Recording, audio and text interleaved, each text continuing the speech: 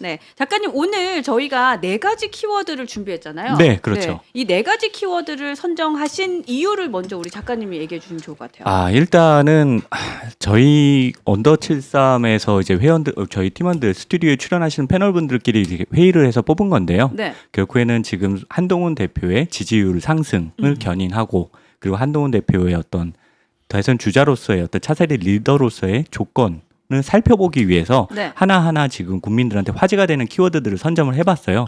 처음에는 한 10개 정도가 나왔는데 결국에는 요 4가지 정도로 압축이 되더라고요. 첫 번째가 이재명 대표고요. 그 다음에 네. 계엄, 그 다음에 시대 교체. 처음에는 이제 세대 교체인데 세대 교체는 그냥 물리적인 나이만 교체는 의미가 없다는 또 판단이 들었거든요. 네. 나이가 젊지만 훨씬 더 구태한 정치인들도 종종 보이기도 하고 그래서 이거는 어떤 좀 원론적 차원에서 시대 교체를 한번 키워드로 선정을 해봤고 실용주의는 사실 어떤 정책적 담론에 대해서 저희가 얘기를 해보려고 한 건데 그러니까 한동훈 대표께서 또 띄워주신 몇 가지 아젠다들이 있잖아요. 뭐 네. 원자력 잠수함도 그 중에 하나기도 하고 이런 것들이 굉장히 어떤 민심을 관통하는 실용적인 정책이 아닐까 이런 것들을 하나하나씩 짚어보면서 지지율 상승을 견인할 수 있는 방법 그런 걸 살펴보기 위해 저희가 선점을 해봤습니다. 네, 저희가 이제 키워드 4개 방금 말씀하셨는데 이재명, 계엄, 시대교체, 실용주의입니다. 자, 어떤 것부터 얘기를 할지 저희가 박스를 준비했는데요. 감독님, 저희 박스 한번 올려주세요. 와우. 네, 동료 시민이라는 대단하다. 박스가 있어요. 네, 요 박스를 우리 김종혁 전 최고위원님이 하나 선택해 주시면 거기에서 나오는 키워드부터 오늘 이야기를 이어가도록 하겠습니다. 우리가 뭐부터 시작할지 모르는 거네요. 그렇죠. 아, 그러네. 약간의 긴장이 생기네. 네. 뉴스엔지 재밌죠? 괜찮아요? 깨알 홍보. 자 그러면 이제 저는 네, 동료 시민이니까 백성 시민이니까 민부터 시작하겠습니다. 민. 네, 민 열어주세요.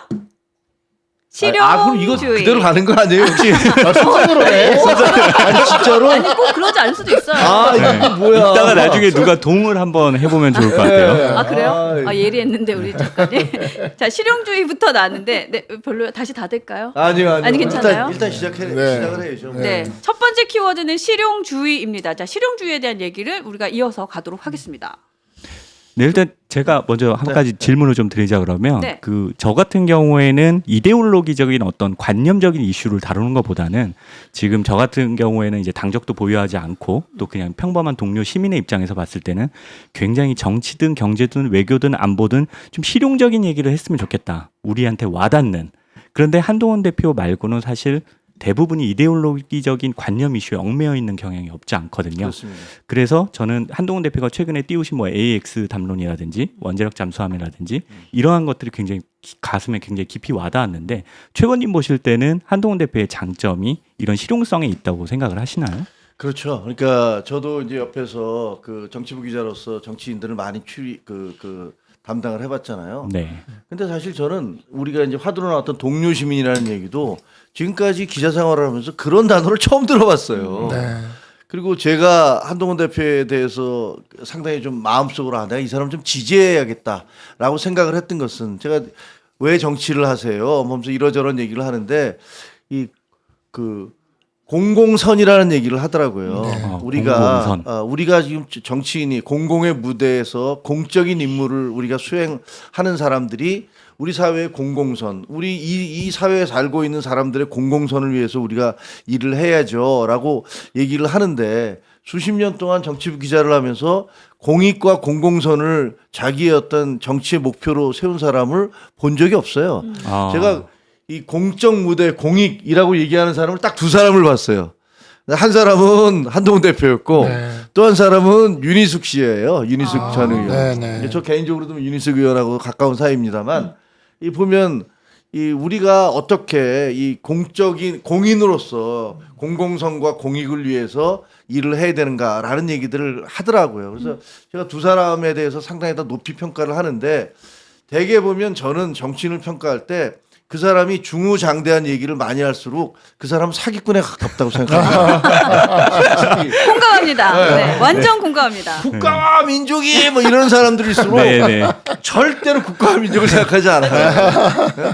그렇게 거창하고 중우장대하게 말이야. 입만 열면 국민 얘기하고 일만 열면 막 이게 애국 얘기하고 이런 사람들이 있어요. 근데 그런 사람들일수록 보면은 실제로 보면 사적으로 만나보면 절대로 개인적인 자리에서는 공익이라든가 뭐 국가를 위한다든가 이런 거 얘기 안 해요. 네. 그런 거 보면 저는 이제 그 이후에 또 최고위원을 하면서 우리가 그 대표가 한동훈 대표가 추구했던 많은 정책들이 있잖아요. 네. 이 대표적인 예가 제가 몇 가지만 들어볼게요. 간첩죄. 네. 대한민국에서 간첩이 북한에서 내려온 애들만 간첩이야. 중국에서 러시아에서 우리나라에 와서 스파이로 와서 그거 온갖 정보 다 빼가고 자기네 나라에 갖다 줘도 걔들은 간첩이 아닌 거예요. 법이 그렇게 돼 있었어요. 근데 저도 잘 몰랐어요. 그런 엉터리 법이 해방 이후에 계속되고 있었다는 걸 몰랐어요. 그런데 한동훈 대표가 이건 말이 안 됩니다. 왜 간첩을 북한에서 내려온 사람들만 간첩입니까? 간첩죄 바꿔야 됩니다. 라고 얘기해서 간첩죄를 바꾸자고 얘기를 하고 그다음에 예를 들면 우리나라에 와 있는 그 영주권을 얻은 분들 있잖아요. 네, 주로 네. 중국 분들이 거의 대부분이에요. 조선족이거나. 그런데 그런 중국 분들이 나중에 가서 우리한테 투표를 하잖아요. 그렇죠. 근데 우리는 중국에 가서 투표할 수 없어요. 근데 이게 도대체 뭐냐. 호혜의 원칙에 따라서 이건 이렇게 하면 안 된다라는 것도 저도 그 얘기를 처음 한동훈 대표한테 들었어요. 이거 고쳐야 됩니다. 우리 대표할 때 이거 법안 바꿔야 됩니다. 네. 뭐 이런 얘기했고 나중에 보면 또 중국에서 올 때 우리나라에 투자 이민을 할 때 5억만 내면 그냥 투자 이민을 올 수 있게 되니까 다른 나라들은 몇십억씩 내야지 갈 수 있거든요. 네. 우리가 만약에 뉴질랜드 가려면 20억 이상 내야 돼요. 뭐 이게 도대체 말이 안 된다. 그래서 이것을 올려야 된다. 이런 법안을 그 법무부 장관 때 주장한 거라든가 그다음에 뭐 이민청을 설립을 하자라든가 제가 보기에는 굉장히 짧은 기간이었는데 제가 정치인이 된 법무부 장관 이후에 그다음에 당대표 그 총선을 지휘했던 비대위원장 그리고 당대표 한 1년 반? 요 정도 2년 뭐 요 정도의 짧은 기간이었는데 굉장히 우리 사회에서 중요한 핵심적인 이슈들, 정책들 이런 것들을 먼저 제기를 하고 그런 것들도 관철시키기 위해서 노력을 했어요. 또 최근에는 이제 그 우리 희생자들, 천안함 희생자들이라든가 연평해전 희생자들이라든가 우리 전사한 분들 있잖아요. 네. 이분들의 어떤 그 권익을 위해서 그 이분들이 희생을 당했는데 추서를 당해서 예를 들면 내가 하사였다가 상사가 됐는데 나중에 보상받는 거는 하사 때 계급으로 보상을 네. 받는 이런 말도 안 되는 네. 이런 것들도 다 고쳐나가고 이렇게 구체적이고 실용적인 어떤 그런 정책들을 하나하나 펴갔는데 어떤 정치인들로부터도 저는 그런 걸 보지 못했어요. 왜냐하면 우리나라 정치인들이 법안을 어마무시하게 만들잖아요. 전 세계에서 국회의원 한 명이 산출하는 법안의 양이 제일 많아요. 미국 같으면은 진짜 1년에 하나 정도 내는데 내가 한 20개쯤 냈어. 그리고 잘했다고 자랑하는데 문제 뭐냐면 그 법안들이 다분 다 엉터리예요. 네.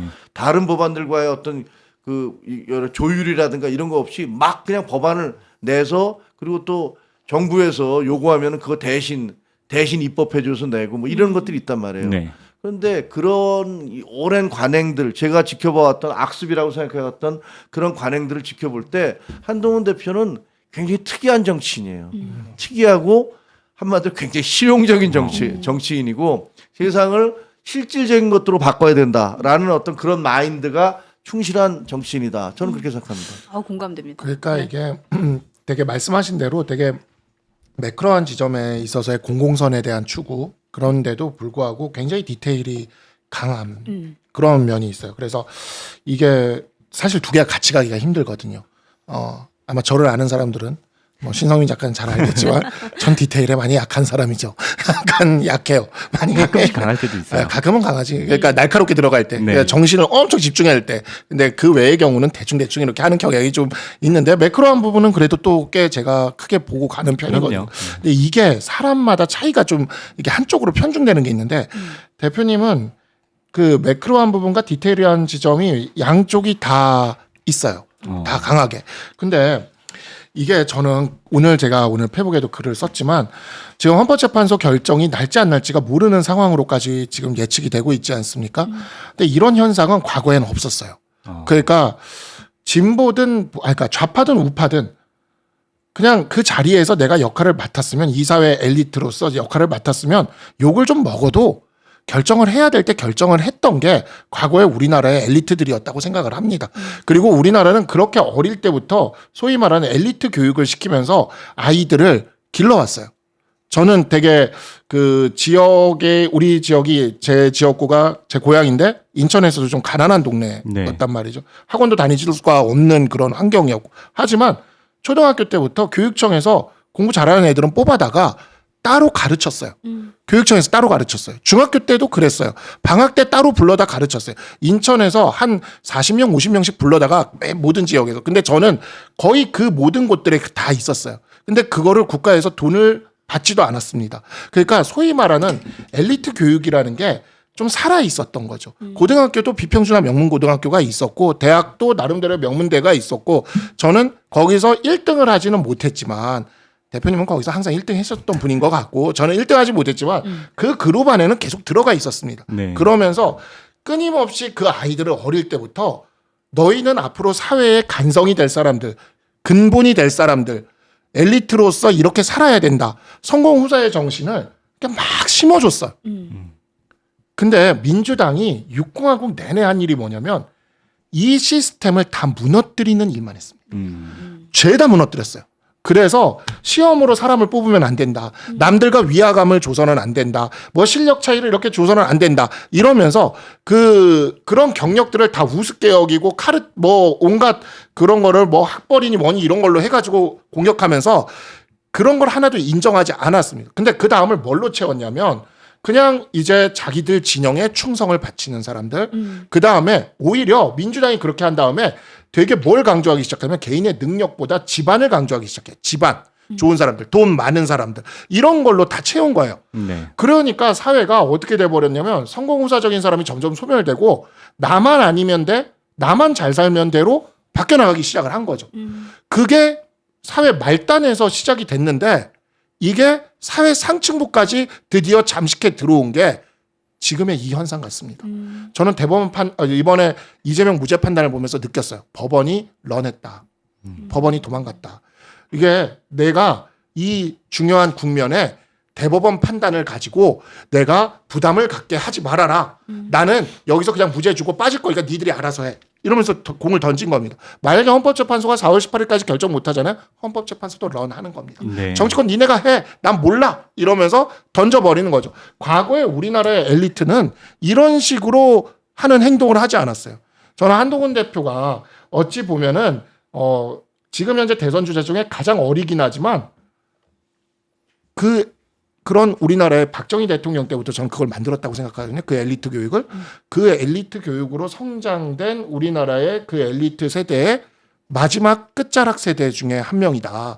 성공 후사의 정신을 어렸을 때부터 받아서 큰 그 세대의 마지막. 그러니까 늘 어떤 판단을 해도 역사를 생각을 하고 뭔가 역할을 생각하고 그런데 거기다가 워낙 머리가 더 좋다 보니 그게 어느 한쪽으로 편중되지 않고 디테일한 면까지 다 갖춰진 거죠. 네. 그래서 이 교육, 대한민국의 교육과 대한민국의 어떤 시스템이 내놓을 수 있는 최고의 마지막 상품이 지금 나왔다라고 저는 생각을 해요.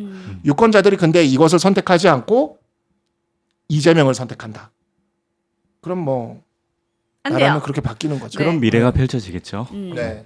우리 그 김준호 대변인님은 메모만 하신다는 여기 시청자들의 평가가 말을 있는데. 하게 해야 된다 이런 표현이 있었어요. 네.